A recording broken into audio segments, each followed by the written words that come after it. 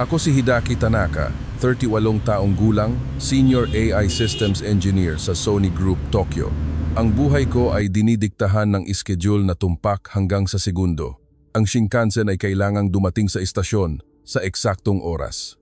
Ang kape ay kailangang timplahin sa 72 degrees Celsius. At lahat ng bansa na napuntahan ko para sa trabaho ay mayroong mga sistemang napakadaling hulaan. Hanggang sa umaga ng ika-11 ng Abril, kailangan kong lumipad para sa isang malaking pulong sa Singapore. Ang eroplano ng Japan Airline ay umaalis mula sa Narita, ngunit 30 minuto lamang matapos ang pag-take off, tahimik na nag-anunsyo ang kapitan na may problema sa kaliwang sensor at kailangang mag-emergency landing sa pinakamalapit na paliparan. Ang pinakamalapit na paliparan? Ninoy Aquino International Airport, Manila, Pilipinas. Napatawa ako ng mahina sa isip ko. Pilipinas? Ang bansang nakita ko lang sa murang beach photos at mga matingkad na kulay na jeepney at tricycle?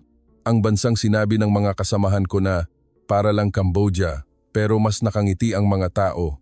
Agad kong kinuha ang cellphone ko para tignan ang signal ng internet.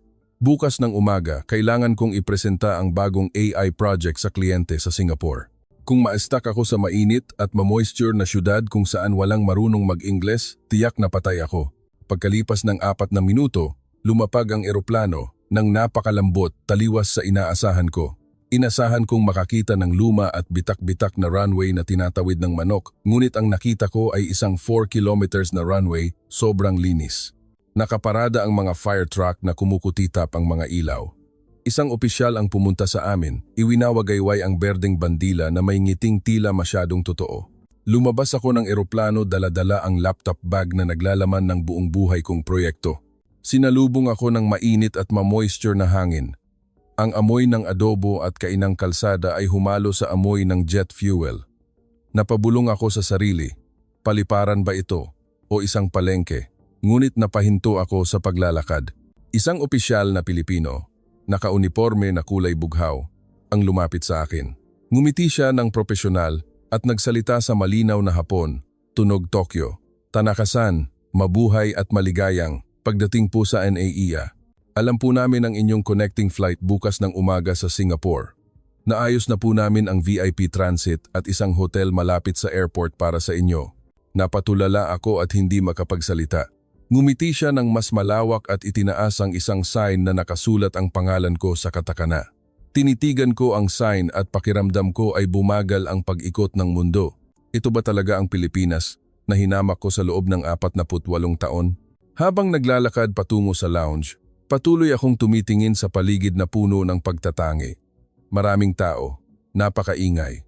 Ang mga signages ay may baluktot na Ingles. Napabuntong hininga ako. Bukas, kailangan kong umalis agad sa mainit na lugar na ito. Pero hindi ko pa alam, ang gabing iyon ang magiging pinakamahaba sa buhay ko at sisirain ng Pilipinas ang lahat ng pinaniniwalaan ko, isa-isa.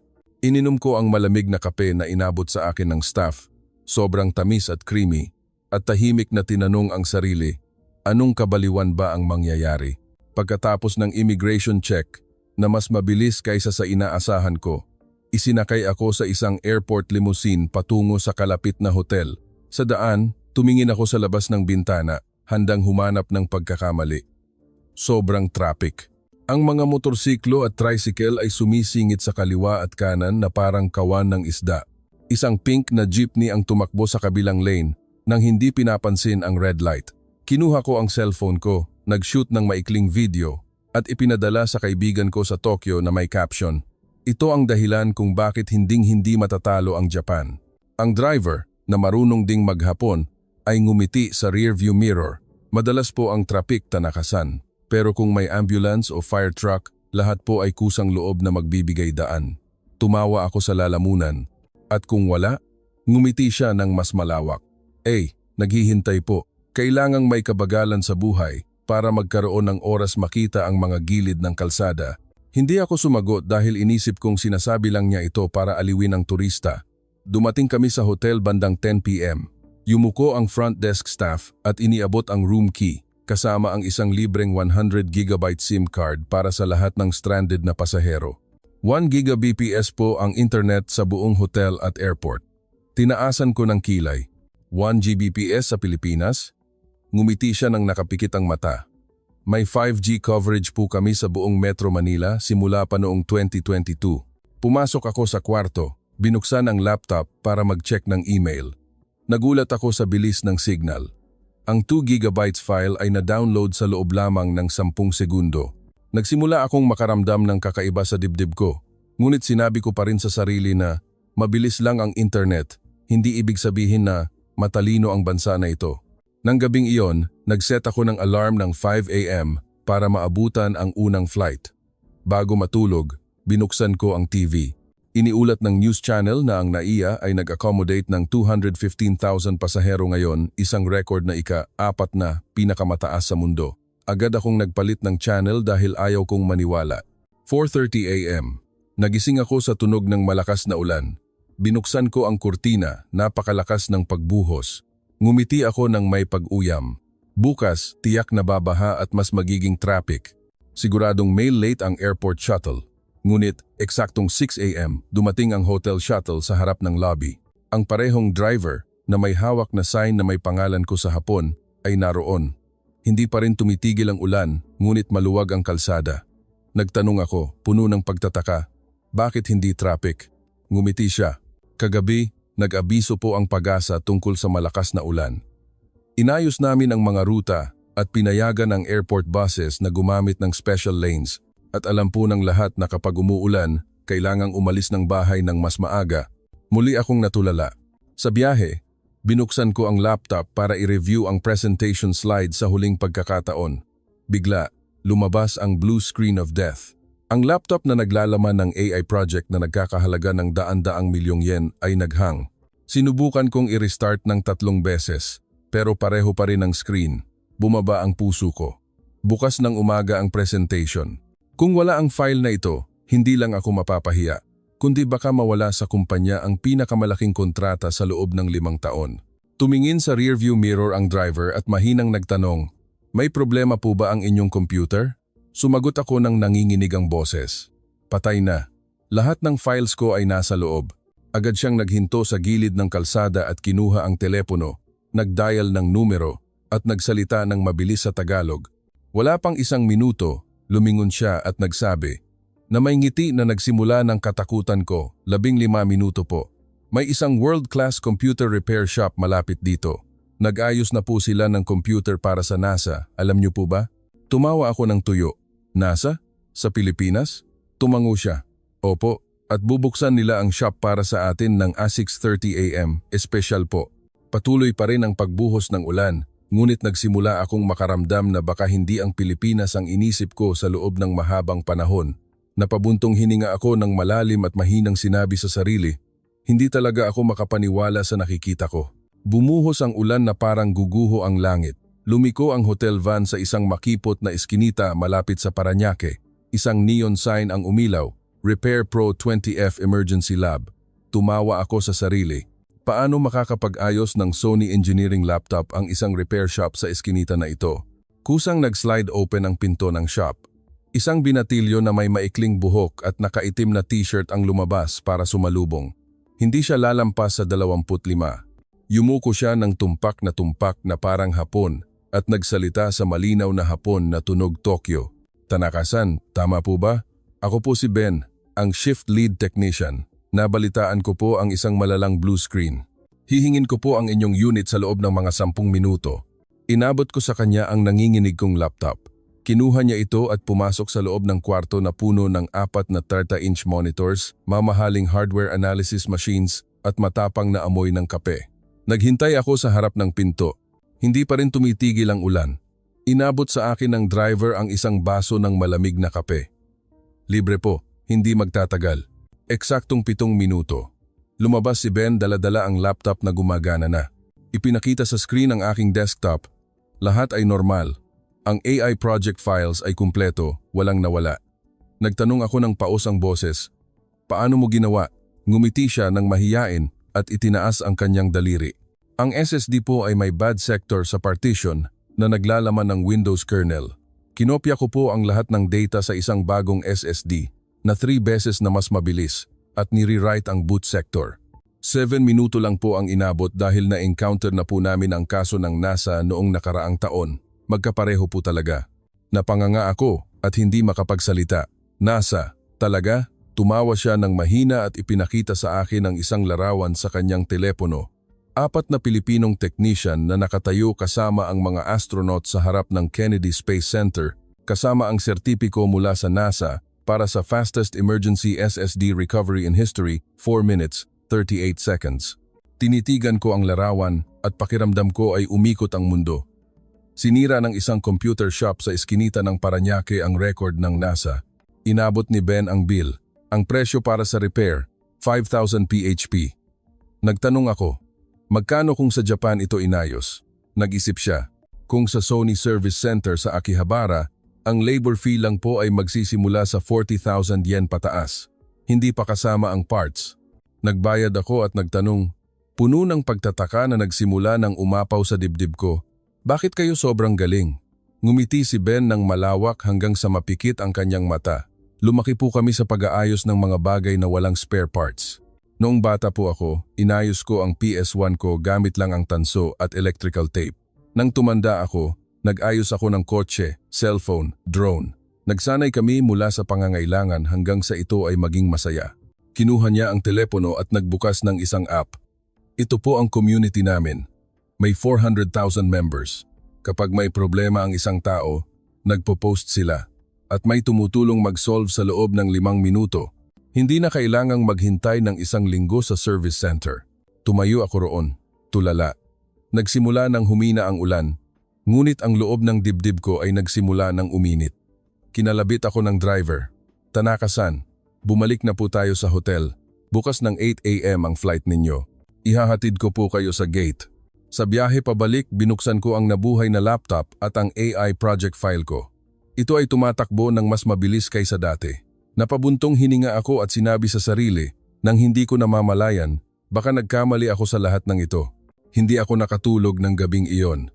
Ang tunog ng ulan na tumatama sa salamin ay naging pinakamahusay na musika sa loob ng maraming taon.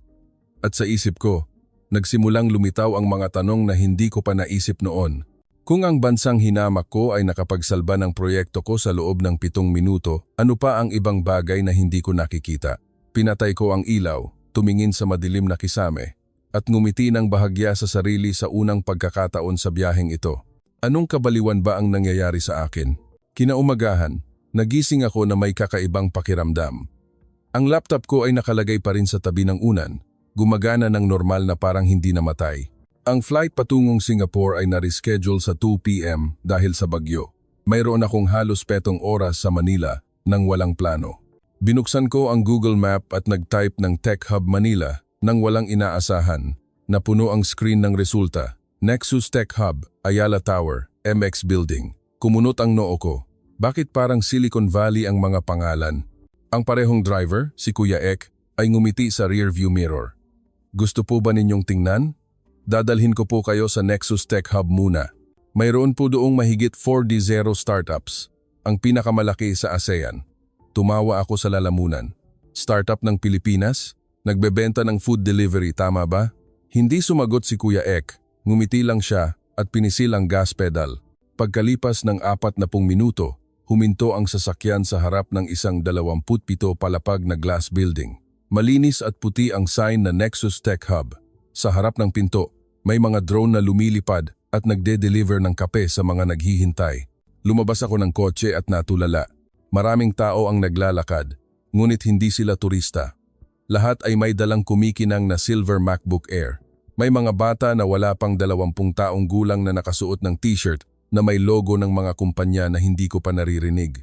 Ngunit sa loob ng gusali, puno ng mga sign ng kumpanya ng Hapon, Line, Agoda, Shopee, Lazada, Grab. Lahat ng kumpanya na ginagamit ko araw-araw sa Tokyo ay may regional headquarters dito.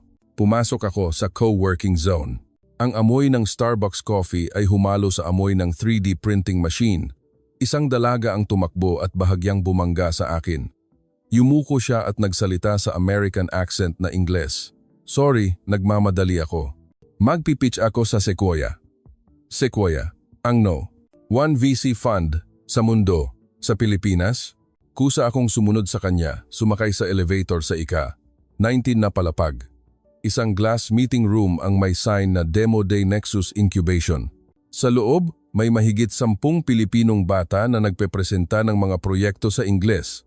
Mas maganda ang slides kaysa sa proyekto ko. Ang unang team, AI system para tukuyin ang sakit sa pananim mula sa drone imagery. Ang pangalawang team, blockchain para subaybayan ang mga produkto mula sa farm hanggang sa mesa. Ang pangatlong team, telemedicine platform na nagkokonekta sa mga pampubliko at pribadong ospital sa buong bansa. Ang mga hurado na nakikinig ay mga partner mula sa SoftBank Ventures Asia, managing director mula sa 500 startups, at mga executive mula sa Tencent. Tumayo ako, tahimik, sa harap ng pinto. Isang bata sa telemedicine team ang lumingon at nakita ako. Ngumiti siya at kumaway. "Hi kuya, galing po kayo sa Japan? Kausapin ko po kayo pagkatapos." Pagkalipas ng 10 minuto, lumapit sa akin ang bata na nagngangalang Paolo, 22 taong gulang, dala ang isang baso ng malamig na kape. "Nakita ko po ang Sony shirt ninyo, kaya naisip kong engineer kayo. Gusto ko po sanang pag-usapan ang AI medical imaging." Tinaas ko ang kamay ko para tumanggi. "Dumadaan lang ako." Ngumiti ng malawak si Pao. "Okay lang po, walang dumadaan lang dito. Lahat po ay naghahanap ng oportunidad." Naglakad ako sa paligid ng gusali. May lab room na gumagamit ng maliit na MRI machine para sa pananaliksik. May fab lab na may 2 million na metal 3D printing machine. May VR room kung saan nagde-develop ang mga bata ng brain training games para sa mga senior citizen. Nagtanong ako, na nagsimulang manginig ang boses. Bakit kaya ng mga bata na nasa early 20s ang ganitong level ng projects? Ngumiti si Pao, nang nakapikit ang mata. "Sanay po kami sa wala. Noong bata po ako, gusto kong mag-aral ng coding, pero walang computer sa school, kaya umupo ako sa harap ng computer sa internet cafe at nag-aral mula sa YouTube. Nang tumanda po ako, nasanay na ako sa paghahanap ng solusyon sa problema, sa halip na maghintay na may gumawa ng daan para sa akin." Tumayo ako, tahimik. Ang salitang "sanay kami sa wala" ay umikot sa isip ko. Kinuha ni Pao ang telepono at nagbukas ng isang app. Ito po ang app na ginawa namin ng mga kaibigan ko. Nagkokonekta sa 1,200 pampublikong ospital sa buong bansa. Ang mga pasyente ay makakapag-online booking, binabawasan ang waiting time mula 4 oras hanggang 20 minuto. Mayroon na po itong 7 milyong user ngayon. Tiningnan ko ang screen. Ang bilang ng users ay tumataas ng real time. Nagtanong ako ng mahina, "At tumulong ba ang gobyerno?" Tumawa si Pao. "Hindi po noong una. Nagsimula po kami sa isang ospital lang sa probinsya at unti-unting lumawak. Nang lumabas ang resulta, ginamit na po ng gobyerno sa buong bansa." Tumayo ako ng matagal hanggang sa kinalabit ako ni Pao. "Kuya, may meet-up po ang AI community ngayong XPM sa MX Building po. Invited po kayong makinig. May libreng pizza rin po." Tumango ako nang hindi ko namamalayan. Bago ako umalis ng gusali, lumingon ako kay Pao at nagtanong ng tanong na hindi ko inakalang itatanong ko sa sino man sa Pilipinas. "Bakit kayong lahat ay nakangiti, kahit mukhang mahirap ang buhay?" Ngumiti si Pao ng mas malawak. "Kapag nakangiti, gumagaan po ang problema kuya. At bukod pa, bukas ay siguradong mas maganda kaysa ngayon." Umalis ako sa Nexus Tech Hub na mabigat ang puso. Ngunit sa bigat na iyon, nagsimulang sumilay ang isang maliit na liwanag. Kinuha ko ang telepono at nagpadala ng text sa kaibigan ko sa Tokyo. Ang parehong mensahe na isinulat ko noon, pero sa pagkakataong ito, binura ko ito at nag-type ng bago. Sa tingin ko, kailangan kong manatili sa Pilipinas ng mas matagal. 6 p.m. Huminto ang pink na taxi sa harap ng Makati Exchange Building sa Paseo de Roxas. Lumabas ako ng kotse at natulala muli. Ang 9 palapag na gusali ay mukhang unibersidad kaysa co-working space. Ang neon sign na may kulay ube at asul ay nagsasabing Manila AI Night. Ang sign sa ibaba ay nakasulat, "Tonight, 200 plus engineers, 40 talks, free pizza and beer. Everyone, welcome." Umakyat ako sa ika-7 palapag ayon sa sign. Nag-slide open ang pinto ng conference room. Umugong ang tunog ng EDM music. Halos 40 katao ang nag-uusap sa maliliit na grupo. May mga estudyante sa kolehiyo, engineers mula sa Line, Google, Huawei, at mga taong natatandaan ko ang mukha mula sa Nexus Tech Hub kaninang hapon. Agad akong nilapitan ni Pao. Kuya, dumating ka na. Ako po ang MC ngayon. Inabot niya sa akin ang isang itim na t-shirt.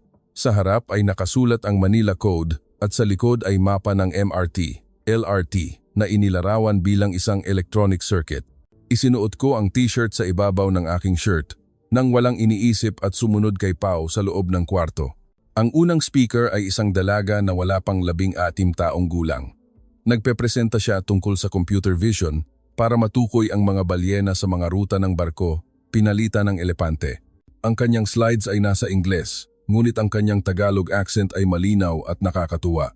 Ipinakita niya ang isang totoong video. Ang mga kamera na nakakabit sa mga buoys ay nagtutumpok sa mga balyena at nagpapadala ng alerto sa lahat ng barko sa loob ng 10 kilometer na radius upang huminto agad. Resulta, nabawasan ang aksidente sa balyena ng 87% sa loob ng isang taon. Malakas ang palakpakan. Mahinang nagtanong ako kay Pao. Saan nag-aaral ang batang ito? Ngumiti si Pao. High school po, pero ginawa niya ang proyekto na ito ng direkta sa Department of Environment and Natural Resources. Nagsimula akong makaramdam na parang nakatayo ako sa isang hinaharap na hindi ko alam na umiiral. Ang susunod na speaker ay isang lalaki na nasa 40s. Sinimulan niya ang talk sa pagsasabing siya ay isang engineer mula sa Huawei, ngunit nagre-resign na siya para magtayo ng sarili niyang startup. Ang paksa, bakit ako lumipat mula Shenzhen patungong Manila? Nagbigay siya ng 3 dahilan. 1. Ang cost of living ay 3 beses na mas mura. 2. Ang komunidad ng developer sa Pilipinas ay ang pinakamabilis na lumalaki sa Asia. 3. Ang mga Pilipino ang pinakamahusay sa paglutas ng problema sa mundo dahil nasanay sila sa walang resources. Tinapos niya ang kanyang talk sa isang pangungusap na tatandaan ko hanggang sa mamatay ako. Sa Shenzhen, marami kaming pera pero kulang sa passion. Sa Manila, marami kaming passion hanggang sa kusang sumunod ang pera. Mas malakas ang palakpakan kaysa kanina. Tumayo ako, tahimik, hanggang sa kinalabit ako ni Pao. Kuya, umakyat po kayo sa stage? Gusto po ng lahat na marinig ang isang engineer mula sa Sony. Tumanggi ako, ngunit nagsimulang sumigaw ang mga tao sa kwarto. Sony, Sony. Kaya naitulak ako sa stage nang hindi handa.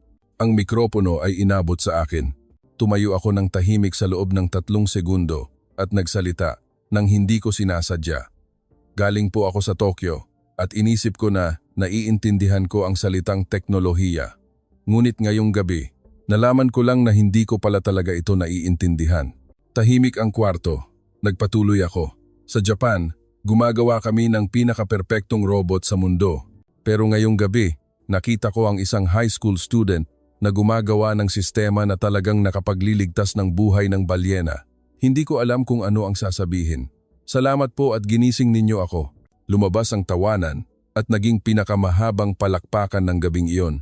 Pagkatapos ng event, dinala ako ni Pao para kumain ng lugaw sa tabi ng kalsada, isang maliit na tindahan sa harap ng MX Building. Tinawag niya akong Kuya Hide mula noon. Umupo kami para kumain. Ako, si Pao, si Ate Mia ang dalagang nag-AI para sa balyena at ang nag-resign na Huawei engineer. Nagtanong si Mia ng direkta. Sa tingin po ba ninyo, magaling talaga ang mga Pilipino o sadyang swerte lang dahil maraming problema? Sumagot ako nang hindi nag-iisip. Magaling talaga dahil hindi kayo naghihintay na matapos ang problema bago kayo magsimulang mag-solve. Lahat ay tumawa at itinaas ni Pao ang baso ng orange juice para kay Kuya Hide na umamin sa kanyang pagkakamali at para sa Pilipinas na hindi perpekto. Itinaas ko ang baso ko. Nang gabing iyon, nalasing ako sa orange juice sa unang pagkakataon sa buhay ko.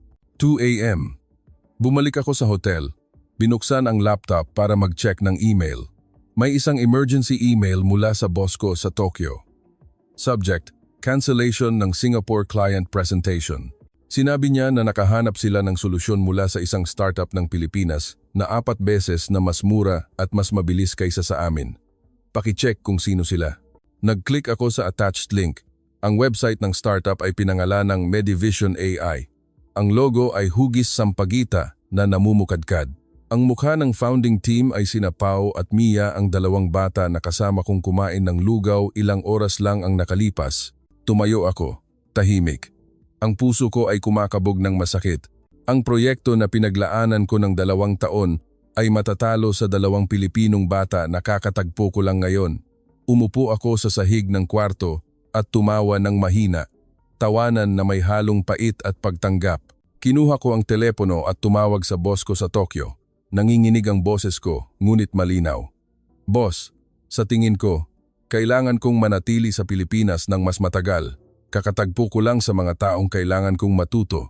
Tahimik ang kabilang linya sa loob ng 3 segundo at sumagot siya, manatili ka at ibalik mo ang solusyon na iyan. Ibaba ko ang telepono. Tumingin ako sa labas ng bintana. Ang Manila sa gabi ay maliwanag pa rin. At sa pagkakataong ito, hindi na ako nagreklamo.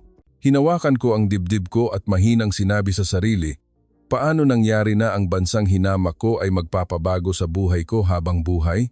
Umaga ng ika, 3 araw sa Manila. Nagising ako sa isang email mula sa pinakamataas na ehekutibo ng Sony. Subject: Urgent, Medivision, AI Acquisition or Partnership, 48-hour deadline. Ang kaiklian ay nakakatakot. Binigyan ako ng Japanese board ng 48 oras.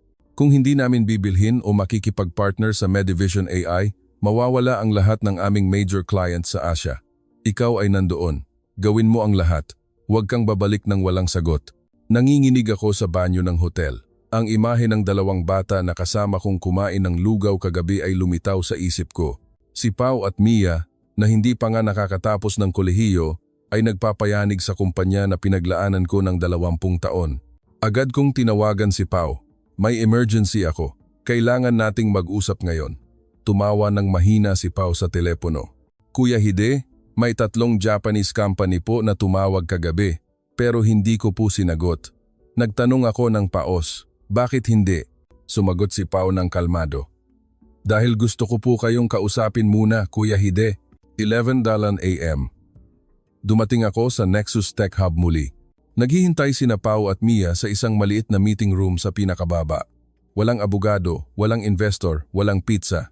Mayroon lang isang lumang kahoy na mesa, 3 baso ng kape, at 2 laptop. Binuksan ni Pao ang unang slide. Kuya Hide, ang sistema po namin ay nakakatukoy ng lung cancer mula sa CT scan ng may 96% accuracy. 4 na beses na mas mura kaysa sa Sony solution. At sinanay namin ang modelo gamit ang data mula sa 2 milyong kaso sa pampublikong ospital sa Pilipinas na hinding-hindi maaabot ng Sony. Nagpatuloy si Mia sa malinaw na boses. Hindi po namin ibebenta ang kumpanya, ngunit handa po kaming makipag-partner kung papayagan kami ng Sony na maging may-ari ng pangunahing teknolohiya at gawin kaming pangunahing research center sa Southeast Asia. Ngumiti ako ng mapait. 2 bata ang nakikipagnegosasyon sa isang kumpanya na nagkakahalaga ng 10 bilyong yen. Ngumiti si Pao. Hindi po kami 2 bata, kuya. Kami ay 2 bata, plus 7 milyong pasyente, plus 1,200 ospital, plus 400,000 developer community. Anong panig po ang pipiliin ninyo? Tumahimik ako ng matagal at nagtanong ng pinakamasakit na tanong sa buhay ko. Kung sasabihin ko sa inyo na gusto kong sumali sa team ninyo, tahimik ang kwarto. Tiningnan ni Mia si Pao. Tiningnan ako ni Pao nang hindi kumukurap at inabot ang kamay ko. Welcome po sa bahay, Kuya Hide. Pero may kondisyon po. Nagtanong ako. Ano? Ngumiti si Pao ng malawak hanggang sa mapikit ang mata. Kailangan po namin kumain ng lugaw tuwing Biyernes. At kailangan ninyong aminin na mas masarap ang lugaw sa Manila kaysa sa sushi.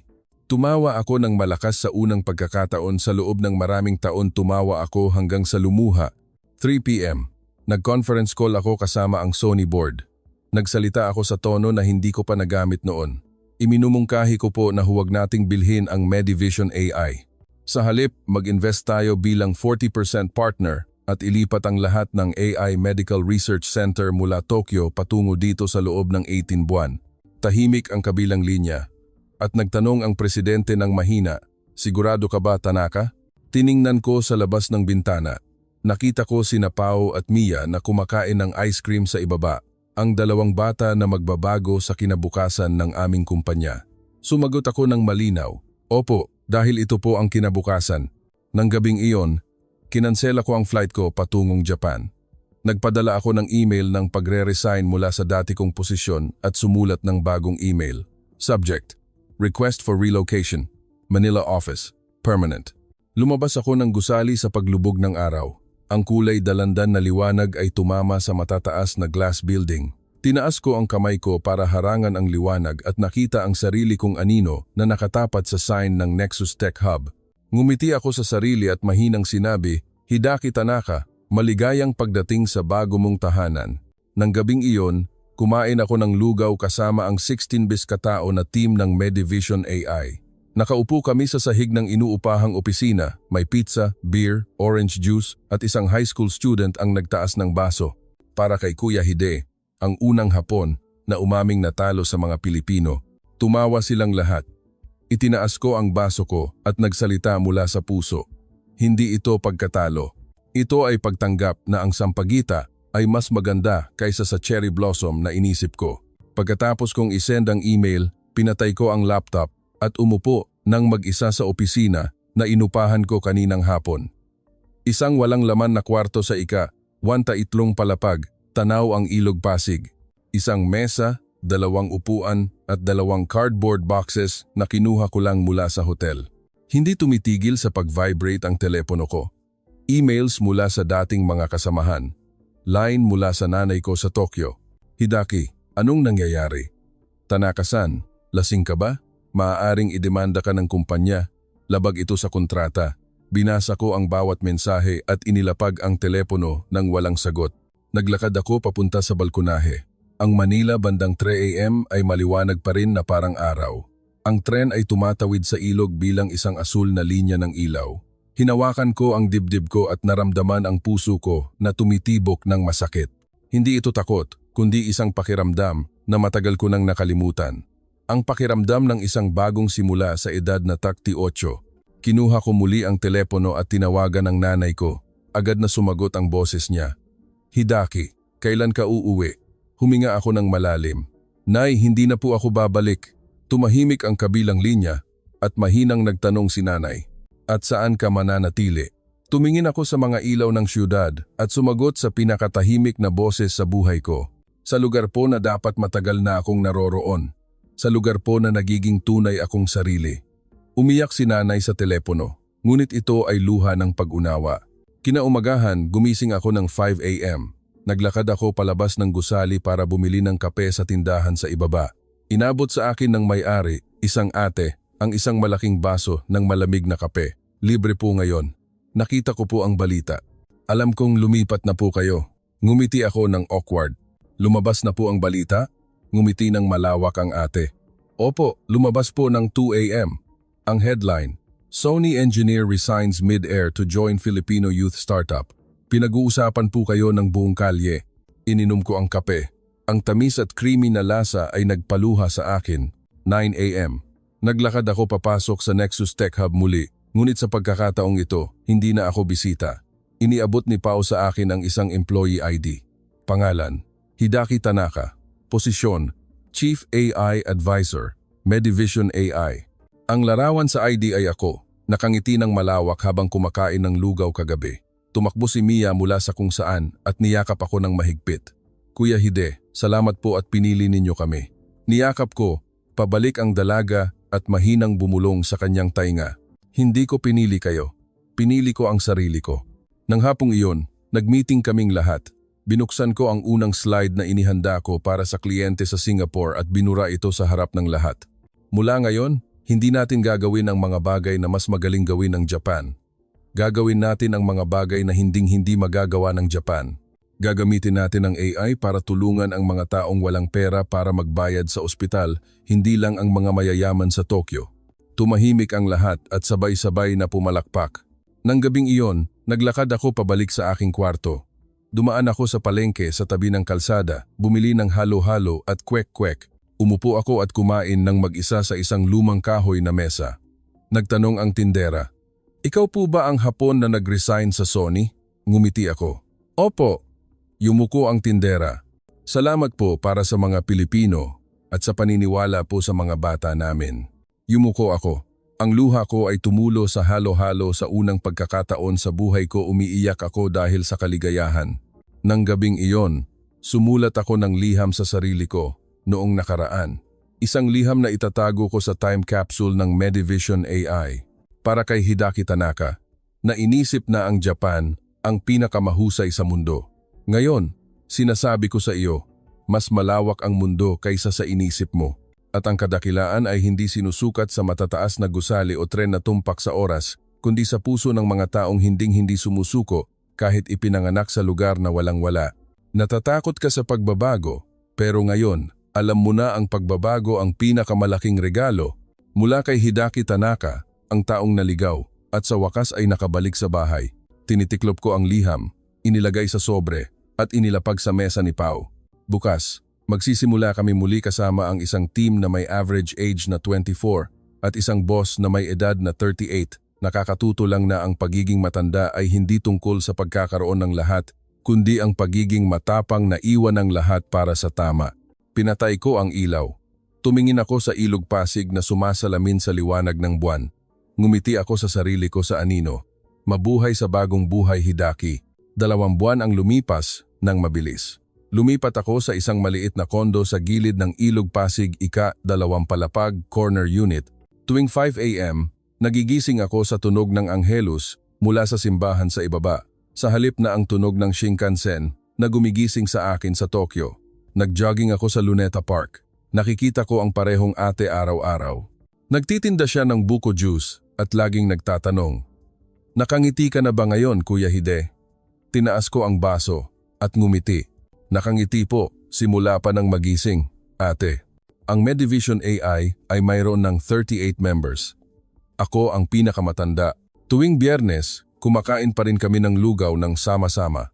Ngunit sa pagkakataong ito, may mas malaking mesa, upuan, electric fan, at 7 bagong bata mula sa probinsya na nakakuha ng scholarship mula sa aming programa. Ngayon ang pinakamahalagang araw sa bago kong buhay. Ilalabas namin ang unang bersyon ng Medivision Free App, isang 100% libreng basic cancer screening app mula sa photo analysis para sa lahat ng Pilipino. Ang launching ceremony ay ginanap sa ground floor ng Nexus Tech Hub. Walang red carpet, walang spotlight, mayroon lang isang mahabang kahoy na mesa at isang puting tela na may sulat kamay. Ngayon, hindi kami nagbebenta ng teknolohiya. Nagbebenta kami ng pag-asa. Nakatingin sina Pao at Mia sa akin. Sabay-sabay kaming tatlo na pumindot ng launch button. Ipinakita ng malaking screen ang real-time number ng downloads, 0. Pagkatapos ay naging 1,247 sa loob ng 10 segundo, 18,492 sa unang minuto, 100,000 sa loob ng 10 minuto. Nagsimulang umiyak ang mga tao sa kwarto, hindi dahil sa numero, kundi dahil alam namin na bawat download ay isang buhay na maaaring maligtas. Kinuha ko ang mikropono gamit ang nanginginig kong kamay at nagsalita sa boses na hindi ko inakalang magkakaroon ako. 3 buwan na ang nakalipas, ako ay isang Japanese engineer na nag-iisip na alam ko ang lahat. Ngayon, nakatayo ako rito bilang isang Pilipino sa puso na kakatapon lang. Akala ko, ang pag-unlad ay ang paggawa ng pinakamahal na robot. Ngunit tinuruan ako ng 2 batang ito na ang tunay na pag-unlad ay ang paggawa ng pinakamahusay na teknolohiya na ma-access ng pinakamahihirap. Akala ko, ang kaligayahan ay ang pagkakaroon ng mataas na suweldo. Ngunit ngayon, alam ko na ang kaligayahan ay ang makita ang ngiti ng ate na nagtitinda ng buko juice tuwing umaga. At akala ko, ang bahay ay kung saan ako ipinanganak. Ngunit ngayon alam ko na ang bahay ay kung saan lumaki ang puso natin. Tumigil ako sa pagsasalita at yumuko sa sahig sa harap ng lahat sa kwarto, isang buong paggalang na Pilipino. Tahimik ang kwarto, at pagkatapos ay sumabog sa isang mahabang palakpakan na hindi ko mapigilan ang aking luha. Pagkatapos ng seremonya, naglakad ako patungo sa balkonahe. Sumunod sina Pao at Mia. Mahinang nagtanong si Pao, "Kuya Hide, namimiss mo po ba ang Japan?" Tumingin ako sa ilog Pasig na umaagos at sumagot ng nakangiti. "Namimiss ko. Pero hindi ko namimiss ang Tokyo. Namimiss ko ang dating Hideki na naligaw. Patay na siya ngayon. At ipinanganak ako muli dito." Inabot sa akin ni Mia ang isang bagay, isang garland ng puting sampagita. Mahina siyang nagsalita. "Ang paborito ninyong bulaklak, kuya. Maganda po ito dahil tumubo sa putik, katulad namin." Kinuha ko ang garland at isinabit sa leeg ko. At niyakap ko ang 2 bata, niyakap ng matagal hanggang sa mabasa ng luha ang damit naming lahat. Nang gabing iyon, nagpadala ako ng mensahe sa nanay ko sa Japan kasama ang larawan ko at ng Medivision AI team. Sumulat ako, Nay, nakita na po ng anak ninyo ang bago niyang tahanan, ang tahanan na tinatawag na Pilipinas. At mas masaya po ako kaysa dati sa buhay ko. Sumagot si Nanay sa isang heart sticker at isang maikling pangungusap. Ipinagmamalaki kita, hindi dahil magaling ka, kundi dahil naglakas loob kang maging tao. Binasa ko ang mensahe ng 3 beses. Tinaas ko ang kamay ko at nagdasal sa papalubog na kalangitan. Nagdasal ako sa lupa na tumanggap sa akin. Nagdasal ako sa mga taong nagturo sa akin na maging tao muli. Ako si Hidaki Tanaka, dating Sony engineer, ngayon ay Pilipino sa puso at magpakailanman ay disipulo ng 2 bata na nagngangalang Pao at Mia. At ito ang simula ng aking pangalawang buhay, isang buhay na ipinanganak mula sa putik, ngunit namumulaklak bilang pinakamagandang sampagita. 1 taon ang lumipas, nang mabilis na parang panaginip. Ang Medivision AI ay hindi na isang simpleng startup. Binuksan namin ang aming headquarters sa ika-27 palapag ng Nexus Tech Hub na may 280 empleyado mula sa 18 bansa. Ngunit ang puso namin ay nananatiling mga Pilipinong bata na walang-wala noon. Ngayon ang ika-1 anibersaryo ng formal kong paglipat sa Pilipinas. Hindi kami nagdaos ng malaking party, kundi isang araw ng pagbibigay. Gumising ako ng 5 a.m. gaya ng dati. Ngunit sa halip na mag-jogging sa Luneta, nagmaneho ako para sunduin sina Pao at Mia sa bahay nila. Nagmaneho kami ng lumang van na ginamit namin noon sa paglipat ng mga gamit noong nagsisimula pa lang ang kumpanya at nagtungo sa isang pampublikong ospital sa probinsya ng Laguna. Ito ang ospital kung saan nag-aalaga si Pao sa kanyang lola na may cancer 4 na taon na ang nakalipas. Ngayon, bumalik kami dala ang malalaking server racks at isang team ng 10 engineers para install ang buong bersyon ng Medivision Free System sa ospital na ito ng libre habang buhay. Naghihintay ang hospital director sa harap ng gusali. Naluluha siya. Kayo ay mga bata na naglalaro sa ospital na ito noon. Ngayon, bumalik kayo bilang mga nagbibigay. Ito ay isang tunay na himala.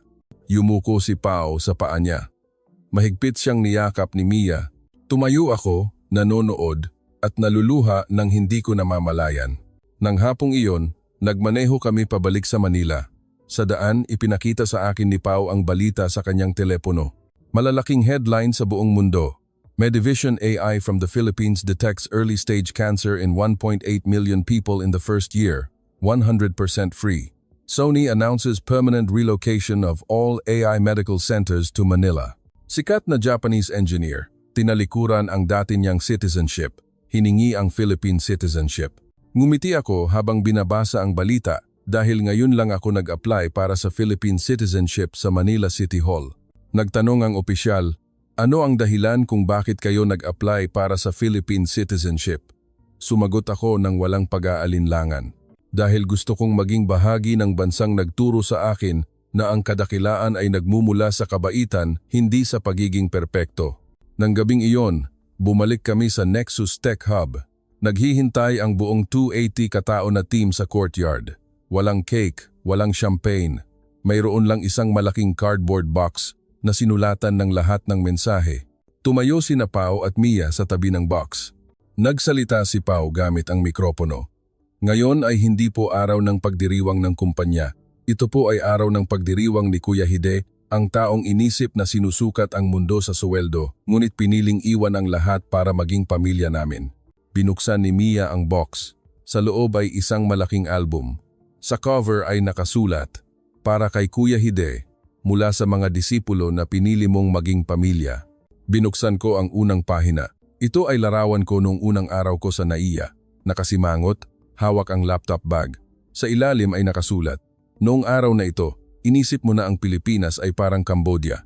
Ang sumunod na pahina ay larawan ko habang kumakain ng lugaw sa unang pagkakataon, nakangiti ng malawak hanggang sa mapikit ang mata. Sa ilalim ay nakasulat, ngayon, alam mo na kung nasaan ang bahay. Ang huling pahina ay larawan ko ngayon, niyayakap sina Pao at Mia.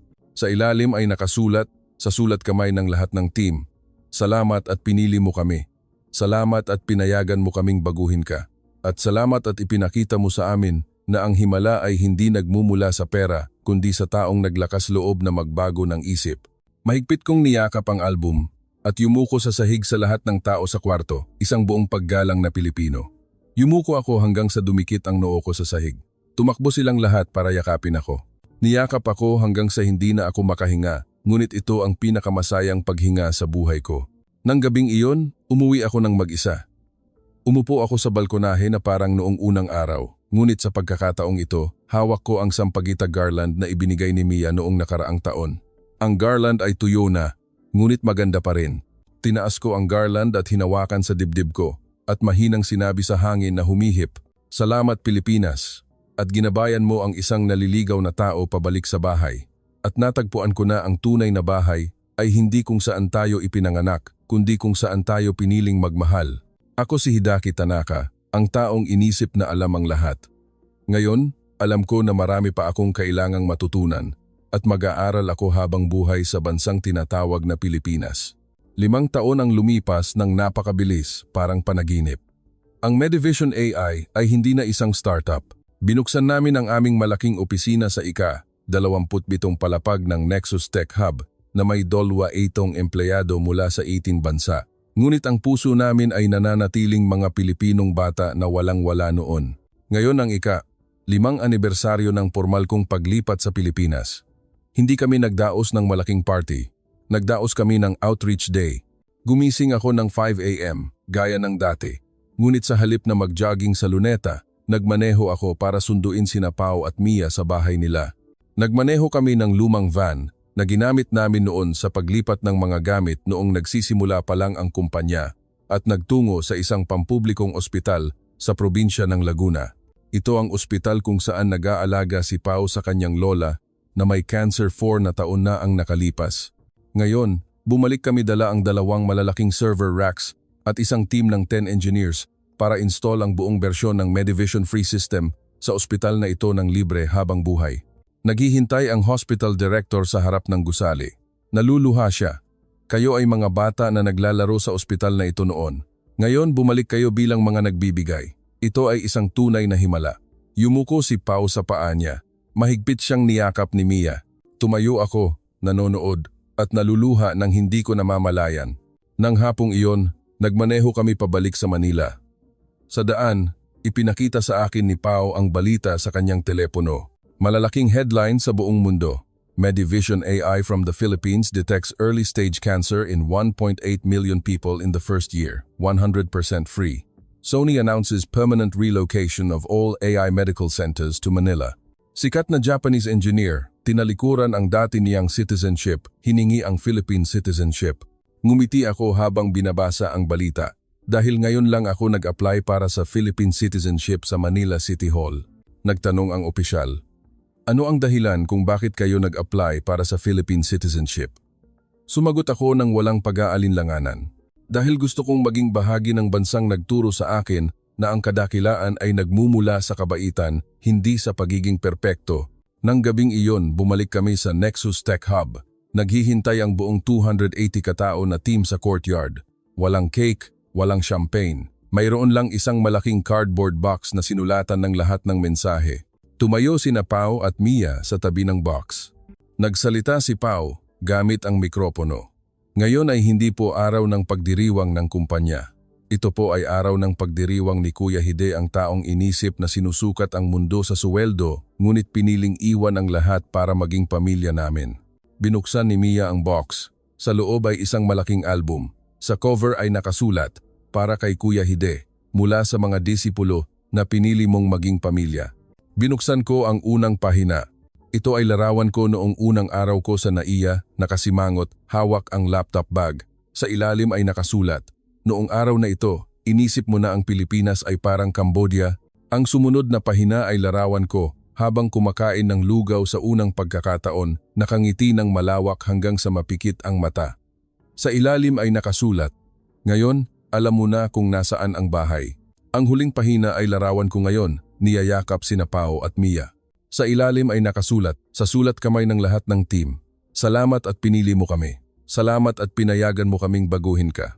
At salamat at ipinakita mo sa amin na ang himala ay hindi nagmumula sa pera, kundi sa taong naglakas loob na magbago ng isip." Mahigpit kong niyakap ang album at yumuko sa sahig sa lahat ng tao sa kwarto, isang buong paggalang na Pilipino. Yumuko ako hanggang sa dumikit ang noo ko sa sahig. Tumakbo silang lahat para yakapin ako. Niyakap ako hanggang sa hindi na ako makahinga, ngunit ito ang pinakamasayang paghinga sa buhay ko. Nang gabing iyon, umuwi ako ng mag-isa. Umupo ako sa balkonahe na parang noong unang araw, ngunit sa pagkakataong ito, hawak ko ang sampagita garland na ibinigay ni Mia noong nakaraang taon. Ang garland ay tuyo na, ngunit maganda pa rin. Tinaas ko ang garland at hinawakan sa dibdib ko at mahinang sinabi sa hangin na humihip, "Salamat, Pilipinas." At ginabayan mo ang isang naliligaw na tao pabalik sa bahay. At natagpuan ko na ang tunay na bahay ay hindi kung saan tayo ipinanganak, kundi kung saan tayo piniling magmahal. Ako si Hidaki Tanaka, ang taong inisip na alam ang lahat. Ngayon, alam ko na marami pa akong kailangang matutunan at mag-aaral ako habang buhay sa bansang tinatawag na Pilipinas. 5 taon ang lumipas, NAIA Terminal 3, Gate D8. Nakatayo ako, nakasuot ng light gray suit, light pink tie na itinali ni Mia kaninang umaga. Sa tabi ko ay sina Pao at Mia. Ngayon, pareho silang may PhD mula sa MIT, ngunit nakasuot pa rin ng t-shirt na may nakasulat na Manila Code. Ngayon ay isang makasaysayang araw. Ang Medivision AI ay formal na naging unang unicorn ng Pilipinas. Ang halaga ng kumpanya ay lumampas sa 10 bilyon. Ngunit hindi kami pumunta sa airport para kumuha ng award sa Switzerland. Narito kami dahil uuwi si Kuya Hide sa Japan sa unang pagkakataon sa loob ng 5 taon. Magre-retire na ang nanay ko at gusto niyang bisitahin siya ng nag-iisa niyang anak. Mahigpit kong niyakap sina Pao at Mia sa harap ng gate. Bumulong si Pao sa tainga ko. "Kuya Hide, huwag mong kalilimutan ang lugaw tuwing Biyernes. Kailangan mong humanap ng makakainan kahit nasa Japan ka." Umiyak si Mia hanggang sa mamaga ang mata niya. "Kailan ka babalik, kuya? Hihintayin ka namin sa dati naming kainan ng lugaw." Yumuko ako sa kanilang dalawa. Isang Pilipinong pagyuko na sinanay ko sa loob ng 5 taon, mas natural na kaysa sa pagyuko ng Hapon. Hindi ako pupunta sa malayo. Bibisitahin ko lang si nanay sa loob ng 3 araw. At babalik ako agad sa bahay. Inabot ni Pao ang isang puting sobre. Sa loob ay ang bago kong Philippine ID. Buong pangalan, G. Hidaki Tanaka, Philippine citizen. Petsa ng pag-apply.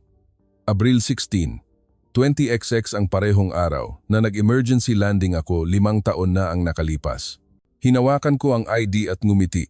Lumingon ako sa departure sign. Tinatawag na ang flight patungong Tokyo. Bago ako pumasok sa pinto, lumingon ako sa huling pagkakataon. Yumuko ako sa lahat ng naghatid sa akin. Si Kuya Ek, ang driver noong unang araw. Ang ate na nagtitinda ng buko juice. Si Ben, ang computer technician na tumulong sa akin noong umuulan. At ang mga bata mula sa scholarship program na tinulungan namin. Nagsalita ako sa boses na umalingaw-ngaw sa buong hall. 5 taon na ang nakalipas, dumating ako dito na iniisip na mamamatay ako. Ngunit sa totoo lang, ipinanganak lang ako. Hindi lang sinagip ng Pilipinas ang proyekto ko. Sinagip nito ang buong buhay ko. Inisip ko na ang kadakilaan ay ang pagkakaroon ng lahat. Ngunit dito, tinuruan ako na ang kadakilaan ay ang pagiging matapang na isakripisyo ang lahat para sa iba. Inisip ko na ang bahay ay kung saan tayo ipinanganak. Ngunit ngayon, alam ko na ang bahay ay kung saan tayo piniling magmahal at ang puso ko ay pinili ang lugar na ito. Pinili ang lupa na puno ng ngiti. Pinili ang mga taong hinding-hindi sumusuko. Pinili ang 2 bata na nagngangalang Pao at Mia na nagpabago sa akin mula sa isang naligaw na tao tungo sa isang nakakita ng daan. Salamat, Pilipinas. Salamat at ginawa mo akong isang perpektong tao sa pamamagitan ng pagiging hindi perpekto. Yumuko ako sa sahig ng NAIA. Isang mahabang pagyuko hanggang sa dumikit ang noo ko sa sahig sa harap ng buong mundo. Tumayo ako, ngumiti ng pinakamalawak sa buhay ko. Yumuko sa huling pagkakataon at nagsabi, "Magkita-kita tayo ulit sa bahay." Naglakad ako papasok sa boarding gate na may pinakamagaan na puso sa loob ng 28 taon. Ang eroplano ay lumipad mula sa parehong runway na tumanggap sa akin 5 taon na ang nakalipas. Tumingin ako pababa. Ang Manila ay unti-unting lumiliit. Ngunit sa puso ko, ito ay mas malaki kaysa sa lahat ng syudad na alam ko. Hinawakan ko ang dibdib ko at mahinang bumulong sa sarili. Salamat at ang emergency landing na iyon ay naging permanenteng pag-aayos sa buong buhay ko. At iyon ang katapusan ng dating Hidaki at ang simula ng bagong Hidaki, isang Pilipino sa puso na nagngangalang G. Hidaki Tanaka.